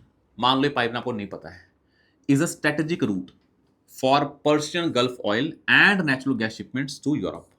मतलब ये जाती हैं पर्शियन गल्फ से कहाँ पे, यूरोप में। Here is the straight of Hormuz, और यहाँ पे गल्फ ऑफ ओमान, नीचे हमारा रेड सी है, यहाँ से ऊपर जाती है, ठीक है। Sound pipeline connects the Red Sea with the Mediterranean Sea, Red Sea and the Mediterranean Sea. अब मुझे एक चीज बताएं, एक है रेड सी, ये है मेडिटेरेनियन सी, ऊपर है पर्शियन गल्फ। अब Sumed pipeline is a strategic route for Persian Gulf oil and natural gas shipments to Europe. ये तो पता लगा जा तुम यूरोप में रहे, और पाइपलाइन कहां से कनेक्ट हो रही है, connects the Red Sea with the Mediterranean Sea. Red Sea यहाँ पे क्या गल्फ ऑफ एडन, यहाँ पे क्या बाल्ब मंडप स्ट्रेट है। अब पेपर में डाउट आ सकता है भाई क्या ये पर्शियन गल्फ से तो नहीं जा रही है, पर मुझे एक चीज बताएं, सिंपल सी बात है, पर्शियन गल्फ जो है वो जो आके खुलती है आगे, अगर मैप देखें वो इजराइल, वहां पे कौन है बैठा है, इजराइल बोल दिया, वहां पे जो पर्शियन गल्फ है वो आगे जाके क्या है, खुलती है किसी ओशन में। पर्शियन गल्फ आगे जाके किसी स्ट्रेट से ओशन में खिलती है, जैसे हमारे पास है ना, जब रेड सी को खोलते हैं तो आगे जाके है ना हमारे पास स्वेज कैनाल। तो ये तो पक्का है, अगर आपको समड पाइपलाइन पता होती कि भाई तेल की बात होती है, अगर इतना भी सुना होता आपने न्यूज में, अगर नहीं सुना फिर तो छोड़ ही दें भाई, फिर तो आप कहेंगे पता नहीं भाई कहाँ से कहाँ जाती है। पर अगर आपने सुना होता कि तेल लेके जाती है, किसका तेल, मिडल ईस्ट से यूरोप में, तो आप कहते हैं तेल तो लेके जाएगी, तेल कहाँ पे बनता है, पर्शियन गल्फ, तो बहुत बड़ा रीजन है, ये सारा तेल तो यही बनता है पर्शियन गल्फ में, तो ऑफकोर्स वहीं से कहाँ ले जाएगा, यूरोप में जाएगा। और जाने का तरीका क्या है, रेड सी। तो दोनों क्या है, सही आंसर क्या है, ए। अगर इतना सुना होता कि जो समड पाइपलाइन है वो ऑयल लेके जाती है मिडल ईस्ट से कहाँ पे, यूरोप में। अब मिडल ईस्ट से ऑयल होता किसका है, पर्शियन गल्फ ऑयल, वही तो सारे नेशन है पर्शियन गल्फ ऑयल। और पर्शियन गल्फ को तुम डायरेक्टली मेडिटेरेनियन सी से नहीं जोड़ सकते हो, किसको जोड़ोगे, रेड सी को जोड़ोगे, किसे, मेडिटेरेनियन सी से, मेडिटेरेनियन सी से। तो पाइपलाइन क्या है, ये ओशन वाली पाइपलाइन है। लैंड पाइपलाइन तो पॉसिबल भी नहीं है, कहां पे, पर्शियन गल्फ में, वहां पे क्या बहुत ज्यादा वॉर भी चलते रहते हैं। तो उस सेंस में ये दोनों ऑप्शंस क्या हैं, ये तो pipeline is a strategic route है। अब अगर आपको थोड़ा बहुत पता होता तो आप ड्राइव करके पहुंच जाते, अगर थोड़ा बहुत भी नहीं पता है फिर स्किप कर दें। तभी हम कह रहे हैं अगर आपको इंफॉर्मेशन किसी टॉपिक के बारे में थोड़ी बहुत भी होती है ना, ब्रॉड आइडिया भी है, तब भी आंसर आ जाता है। इतना ही पता होना कि भाई ये रूट है जो मिडल ईस्ट के तेल को कहां लेके आता है, यूरोप में, इतना ही पता होता तो आप निकाल देते इसको ड्राइव करके अपने बाकी इंफॉर्मेशन की, ज्योग्राफी की। अब नेक्स्ट देखें, इसमें consider the following statements. The Red Sea receives very little, ये तो बहुत बार पहले भी पीवाईक्यू में आया हुआ है कि जो रेड सी है उसमें बहुत कम क्या होती है, प्रेसिपिटेशन होती है इन एनी फॉर्म। ये तो पहले ही पता है, फैक्ट्स है, ये तो बहुत बार पीवाईक्यू में आया हुआ है। No water enters Red Sea from the rivers. अब देखेंगे रेड सी में कोई भी रिवर एंटर नहीं करते हैं, तभी उसकी सैलिनिटी भी बहुत ज़्यादा है, फ्रेश वाटर नहीं है, सॉल्टी वाटर है, और ऊपर से बहुत ही कम क्या है, प्रेसिपिटेशन है, और ज़्यादा सॉल्टी हो जाता है। तो रेड सी भी बहुत ही ज़्यादा क्या है, सॉल्टी है, उसका रीज़न भी यही होता है, ये न्यूज़ में आता है। तो both are correct, answer is C, answer is C. Next question is 90th, according to Environmental Protection Agency, which of one of the following is the largest source of sulfur dioxide emissions? SO2 का सबसे बड़ा source of emission कौन है? पढ़ लेते हैं option, डरना क्यों है। Locomotives using fossil fuels. अब मुझे एक चीज बता दें बस आप, ships using fossil fuels, extraction of metals from ores, power plants using fossil fuels. भाई इतना तो पता लग गया, सल्फर डाइऑक्साइड है किसमें, फॉसिल फ्यूल में। है किसमें, फॉसिल फ्यूल में। फॉसिल फ्यूल कहां यूज कर रहे हैं, लोकोमोटिव्स में, शिप्स में, या पावर प्लांट्स में। अब सबसे ज्यादा फ्यूल लोकोमोटिव्स में यूज होता है, शिप में यूज होता है, या पावर प्लांट में यूज होता है। Answer is power plant, logically. ये तो गलत है, ये सही है। और ये पक्का पता है कि जो सल्फर डाइऑक्साइड है वो फॉसिल फ्यूल में होता है। जब आप किसी मेटल को एक्सट्रैक्ट करते हो, वहां सल्फर ज्यादा क्यों होगा, वो तो डिपेंड कर रहा है किस और को एक्सट्रैक्ट कर रहे हो। सभी मेटल्स में अलग अलग टाइप के एलिमेंट्स होते हैं। ये कहना कि मेटल की एक्सट्रैक्शन में सल्फर निकलता है, बिल्कुल निकलता है। क्या मेजर होता है, मेजर क्यों होगा, फॉसिल फ्यूल में सल्फर डाइऑक्साइड होता है। फॉसिल फ्यूल क्या होता है हमारा, जो हम पढ़ते हैं ना, dead and decaying animals and plants, मतलब जो हमारा कोल है, जो हमारा ऑयल है, ये बहुत ज्यादा मात्रा में यूज होते हैं। होते भी कहां पे यूज हैं, पावर प्लांट्स में। इसलिए power plants are the major source of sulphur dioxide. A, B और डी में से आंसर होना था, ये तो पता लग गया था, क्योंकि एग्जामिनर के माइंड में था फॉसिल फॉसिल फॉसिल डालता हूं, आंसर भी फॉसिल ही है। कौन से वाला है वो प्रेडिक्ट कर लेगा, वो कौन सा है, पावर प्लांट्स वाला। अब नेक्स्ट देखते हैं question number 91। There is a instability and worsening situation in the Sahel region. भाई अभी पढ़ के आए हम, सुदान, साउथ सुदान। अगर ये भी पता हो कि अफ्रीका का जो नदरन अफ्रीका है, उसके नीचे क्या आता है हमारा साहेल रीजन, उसके नीचे क्या आता है हमारा, जो ग्रासलैंड्स हैं। मतलब पहले डेजर्ट्स आते हैं, फिर आते हैं नीचे उसके ग्रासलैंड्स हैं। मतलब आपको पता है कि साहेल रीजन हमारे अफ्रीका के नॉर्थ में है, उसमें साउथ सुदान भी आता है। और नॉर्थ अफ्रीका वैसे ही वल्नरेबल है, ये पढ़ते हैं ना कि नॉर्थ अफ्रीका में बहुत ज्यादा इंस्टेबिलिटी है, तो साहेल रीजन भी नॉर्थ में है। तो there is a instability and worsening security situation in the Sahel region. ये तो वैसे ही करेक्ट है, क्योंकि साहेल रीजन में हमें पता है कि सूडान और उसके आसपास के रीजन आते हैं, उन सभी में क्या चल रहा है, कोई ना कोई इंस्टेबिलिटी चलती रहती है। There have been a military takeover coups in several countries of the Sahel region in the recent past. अगर इंस्टेबिलिटी है, अगर इंस्टेबिलिटी है, वो क्यों हो रही होगी, बिकॉज वहां पे टसल चल रही होगी। जैसे पढ़ा ना अभी, साहेल रीजन में सिविल वॉर हो रहा है, मिलिट्रीज बड़ी स्ट्रांग है। तो there have been military take overs coups in several countries of Sahel region in the recent past. अगर ये सही है, आपको पता है, तो ये तो अपने आप क्या हो गया, सही, क्योंकि मिलिट्री कूप्स हो रही होंगी तो इंस्टेबिलिटी होगी। तो अगर दोनों ऑप्शन में आपको लगता है कि ये पता है आपको, और पता भी है कि नॉर्थ अफ्रीका में बहुत ज्यादा मिलिट्री स्ट्रांग है, और मिलिट्री स्ट्रांग है मतलब मिलिट्री कूप्स होते हैं, और जहां मिलिट्री कूप्स होते हैं, जैसे अभी बांग्लादेश में हुआ ना मिलिट्री, सॉरी म्यांमार में हुआ ना मिलिट्री कूप, तो म्यांमार में मिलिट्री कूप हुआ तो वहां पे क्या इंस्टेबिलिटी है ना, ऑफ कोर्स इंस्टेबिलिटी है। तो जैसे ही सेकंड सही हुआ तो पहले क्या हो गया, सही। और ये इंस्टेबिलिटी है भी क्यों, बिकॉज ऑफ दिस। तो आंसर क्या हो गया इसमें, ए। तो इसमें कोई डाउट ही नहीं है, आपको पढ़ना कुछ नहीं है।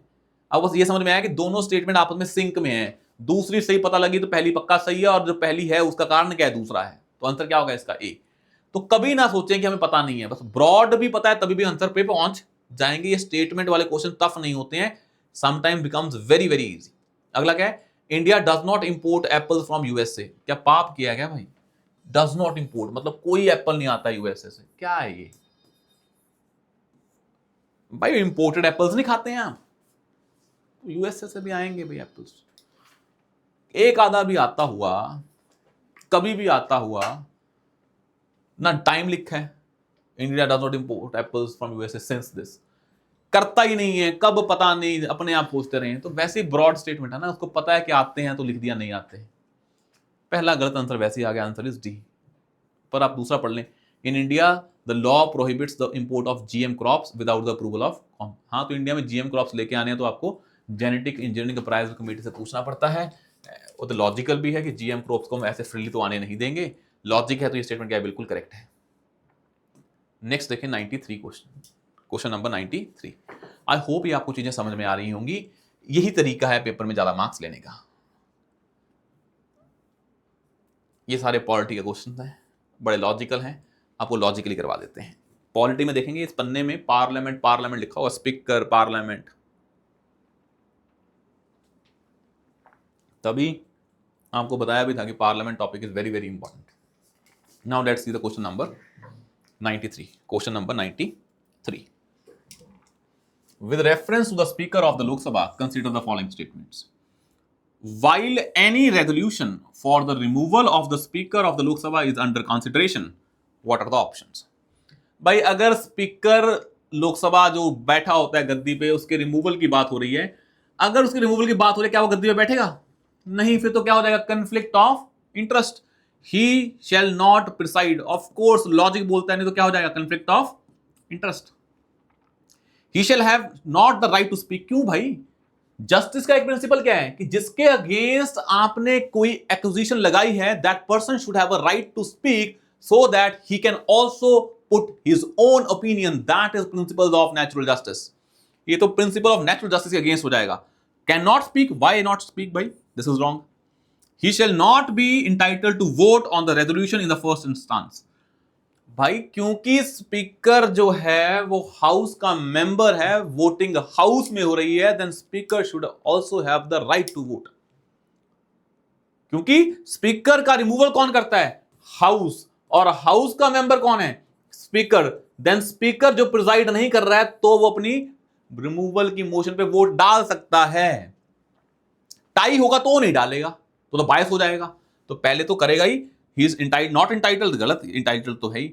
अगर दूसरा भी गलत कर देते तो भी आंसर आ जाता, दूसरा कर देते तो भी आंसर आ जाता, ओनली वन, थर्ड तो देखने की जरूरत थी नहीं। तो ऐसे क्वेश्चन गलत नहीं करने हैं। हमारा गोल ये होना चाहिए कि हमें आंसर पे पहुंचना है, ना कि हमें इंफॉर्मेशन के बेसिस पे आंसर पे पहुंचना है।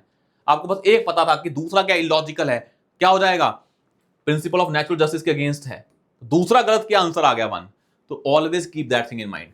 क्योंकि भाई एक चीज समझें, पेपर में आपके पास 100 क्वेश्चन है and you have 2 hours. 2 hours means 120 minutes. 120 minutes means divide करेंगे तो 1.2 minute. That simply means 1.2 minutes means आप इसको कर दें 60 से मल्टीप्लाई, तो 72 सेकंड्स होते हैं आपके पास।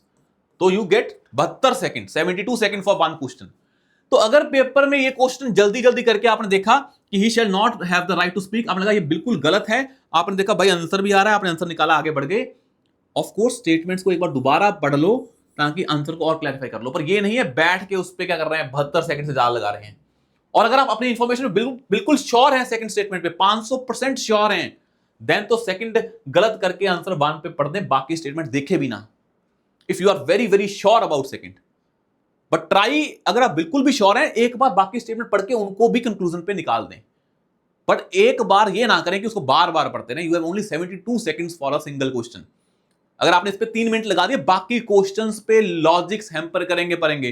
पेपर में क्या होता है, आफ्टर 1 आवर आप इतने एंजाइटी में चले जाते हैं, आपका माइंड काम करना बंद कर देता है, देन देयर लॉजिक्स नहीं लगते हैं, फिर वहां पे आप तुक्के लगा के आते हैं। तो time has its own importance. जैसे प्री जो है आपका यूपीएससी का बहुत लेंथी होता जा रहा है, time has its own importance. पहले नहीं था, वो सिंगल स्टेटमेंट वाले क्वेश्चन आते थे, वहां पे कुछ ज्यादा दिमाग नहीं लगता था। यहाँ पे एक क्वेश्चन है, उसके अंदर 4-5 स्टेटमेंट है, उसके आगे आगे जाके ऑप्शंस हैं, तो पेपर थोड़ा लेंथी हो गया है, तो आपको ये चीज भी ध्यान में रखनी है। Now let's see the next जो हमारा क्वेश्चन है, that is question number 94। Now let's see the question number 94।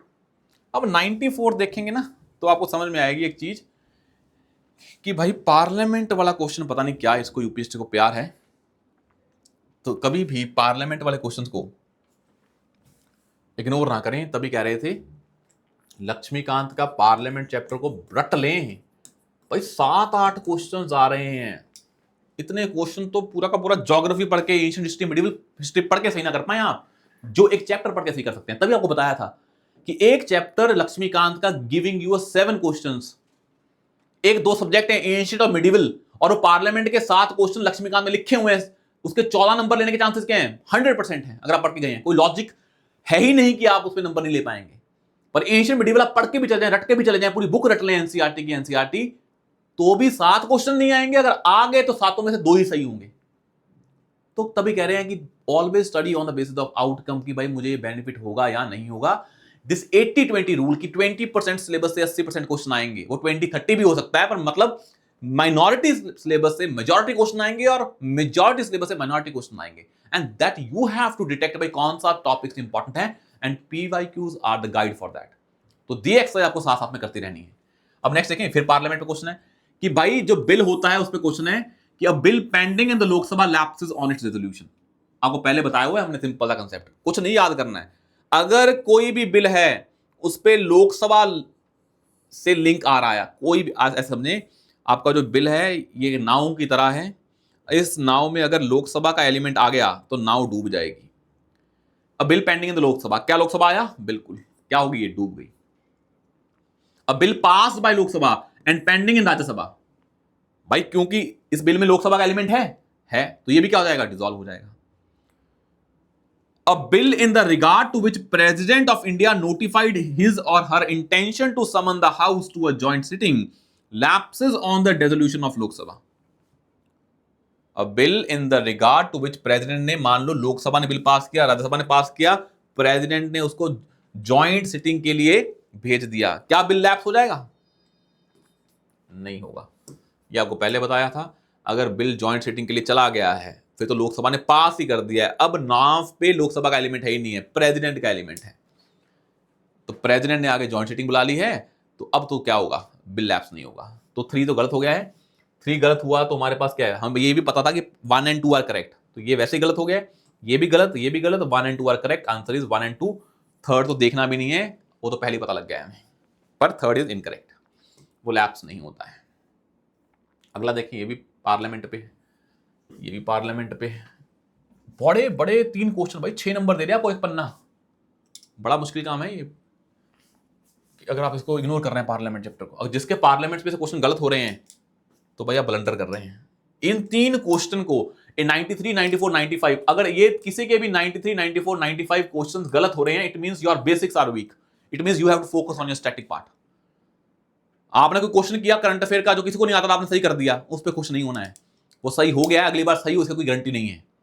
पर 93, 94, 95 अगर गलत हो रहे हैं इसका मतलब क्या है, आपके स्टैटिक ही स्ट्रांग नहीं है, तो अगली बार भी स्टैटिक से पेपर आएगा तो वो भी गलत होगा। दैट इज द ब्लंडर, ये आपको इग्नोर करना है। अब आता है prorogation of a house by the president of India does not require the advice of council of ministers. भाई प्रोरोगेशन करता कौन है, प्रेसिडेंट करता है। डिसॉल्व कौन करता है, हाउस को प्रेसिडेंट करता है। एडजर्न कौन करता है, स्पीकर करता है। ये पता है आपको, सिंपल चीज है। अगर प्रोरोग प्रेसिडेंट करता है, भाई कौन सा काम प्रेसिडेंट अपनी मर्जी से करता है, there is no constitutional discretion on the part of president, no constitutional discretion has been given to the president, तो all the discretion that president enjoys are only the situational discretions, and prorogation is not done by the president alone. He has to done that thing with the aid and advice of council of ministers. So one is logically incorrect. Prorogation of a house is generally done after the house is generally done, not always done, is adjourned sine die, but there is no bar to the president of India prorogating the house which is in session. मतलब आपका session चल रहा है, president उस session को जब मर्जी बंद कर सकता है, कोई दिक्कत नहीं है। पर जनरली क्या करते हैं, स्पीकर पहले हाउस को एडजर्न करता है, कौन सा, एडजर्न्ड सिने डाई, मतलब वो हाउस को रिसेस में, मतलब हाउस जो होता है, जो हाउस का जो सेशन चल रहा है वो बंद नहीं हुआ है सेशन, अभी सेशन में जब क्या ही है, ब्रेक आई है, वो ब्रेक जो होती है वो स्पीकर बोलता है कब मिलेंगे दोबारा पता नहीं है, उसे बोलते हैं एडजर्नमेंट सिने डाई। डेट मेंशन नहीं करता है, तो स्पीकर डेट मेंशन नहीं करता है और हाउस को ब्रेक, छुट्टी दे देता है। अब उस छुट्टी इन द सेंस कि आपने उसमें रिसेस कर दी है। तो मैं एक सेशन चल रहा है आपका, ये विंटर सेशन, अब विंटर सेशन जब खत्म होगा उसे बोल देते हैं प्रोरोगेशन। लोकसभा ही खत्म हो जाए उसे बोल देते हैं डेसोल्यूशन। अब ये सेशन में जो ब्रेक आती है बीच बीच में उसे बोल देते हैं एडजर्नमेंट।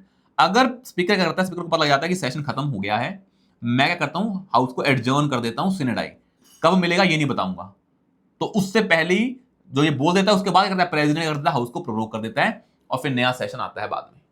तो समन भी कौन करता है, प्रेसिडेंट करता है।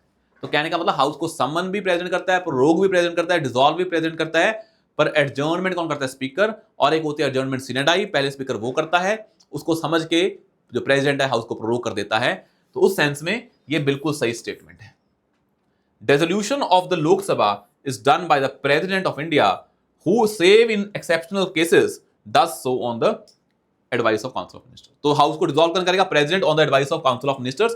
पर अगर कोई ऐसी एक्सेप्शनल कंडीशन बन गई तो कौन कर सकता है? प्रेसिडेंट अपने आप भी कर सकता है, उसे बोल देते हैं सिचुएशनली जो डिस्क्रिप्शन उसको मिली है। तो third is correct, 1 is incorrect, second is correct and third is correct. Answer is 2 and 3, C is the answer.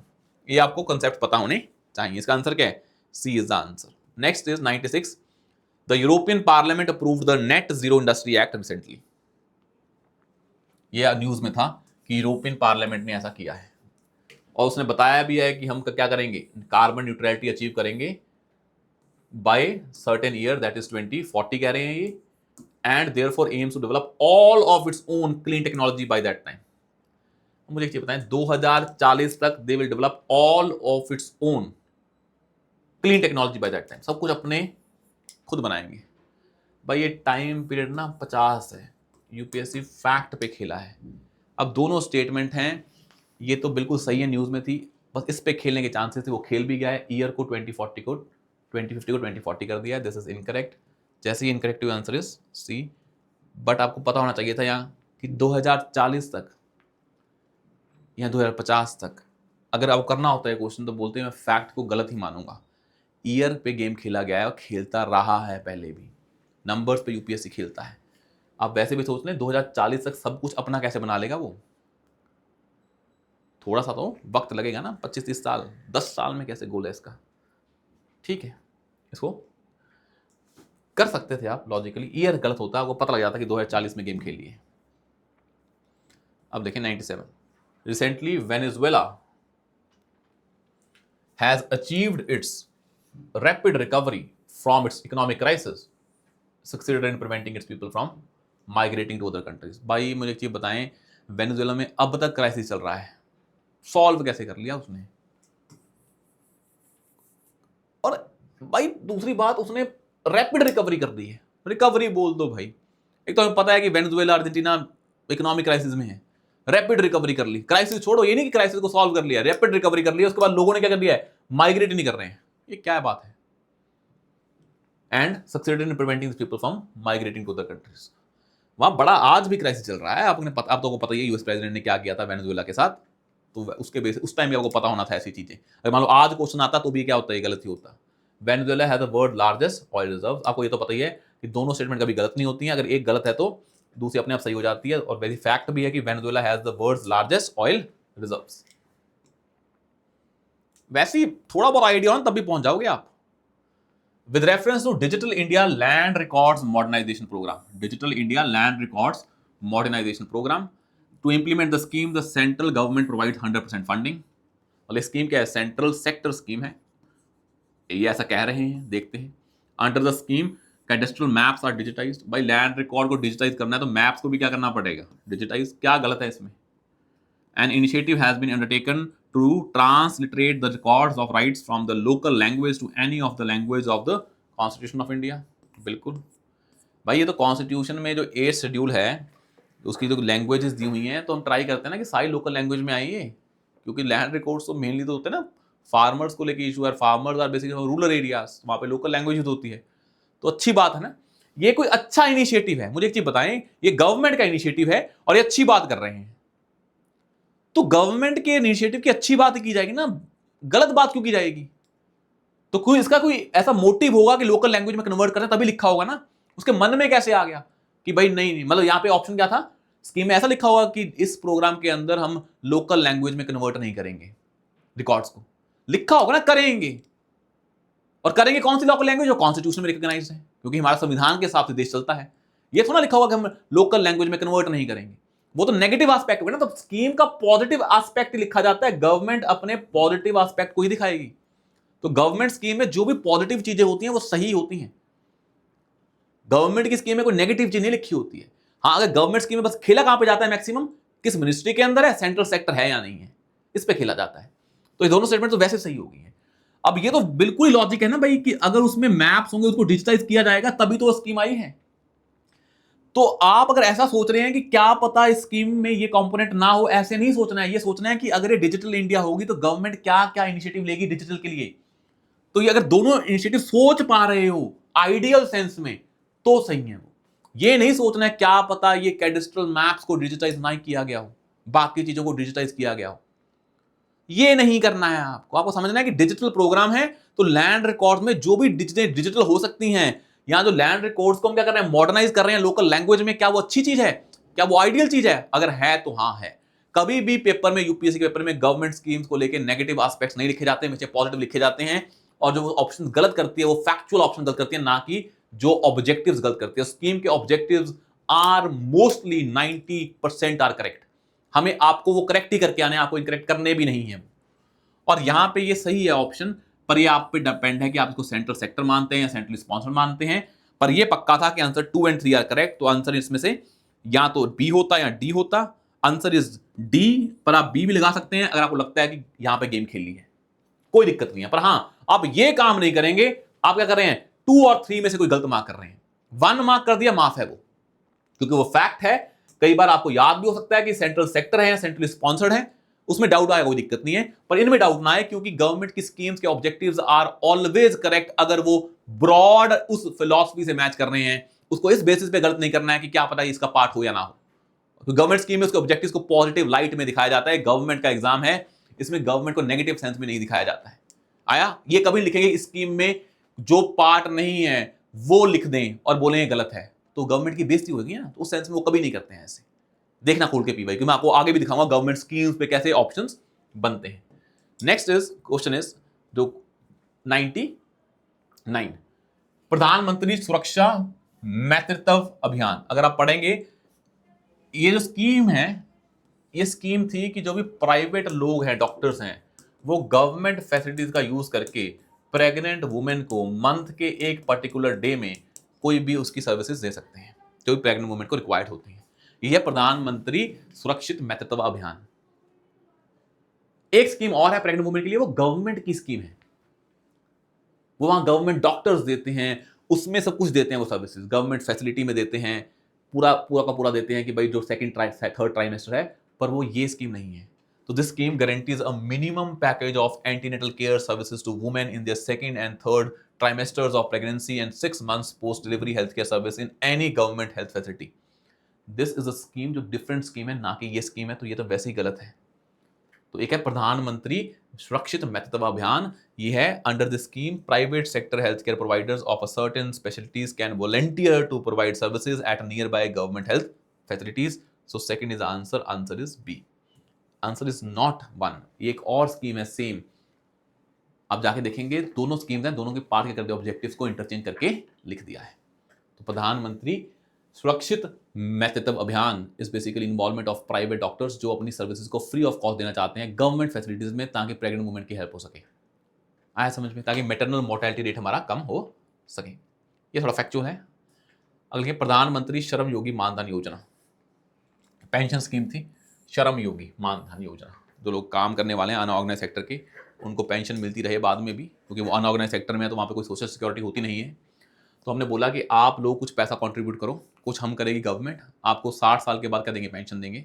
तो आप जब आप काम कर रहे हैं तभी आप पैसा इन्वेस्ट करना स्टार्ट कर दो, जितना करोगे उसके बेसिस पे आपको पेंशन मिलती रहेगी। हाँ, पर ये पक्का है कि आपको कम से कम कितनी पेंशन मिलेगी, pension of minimum of 3000 rupees when you will subscribe the payment according to that for after 60 years. तो आपको कम से कम 3000 मिलेगी after 60 years of age, but depending upon in which age you subscribe to that scheme, you have to give the minimum contribution to that. Third is correct statement. Entry age for enrollment is 21 to 40 years. नहीं भाई, 18 करें ना।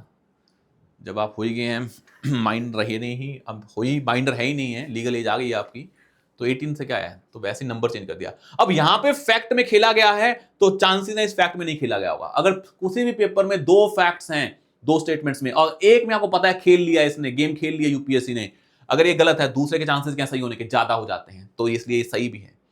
As specific contribution shall be made by the beneficiary, बिल्कुल सही है।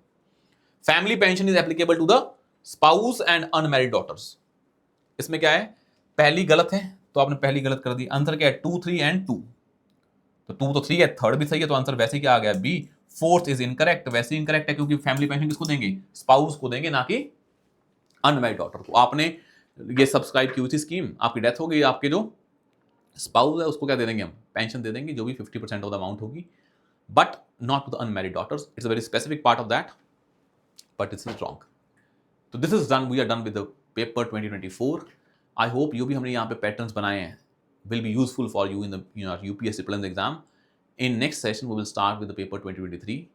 I hope ये in session को आप अच्छे से देखें। कोई भी डाउट्स हैं, you can mention in the comment section. And this is a series जो हम कर रहे हैं ताकि आप उस माइंडसेट को बना पाएं जो यूपीएससी प्रीलिम्स को क्लियर करने के लिए बड़ा इंपॉर्टेंट है। So thank you so much. We'll see you soon in the next session tomorrow.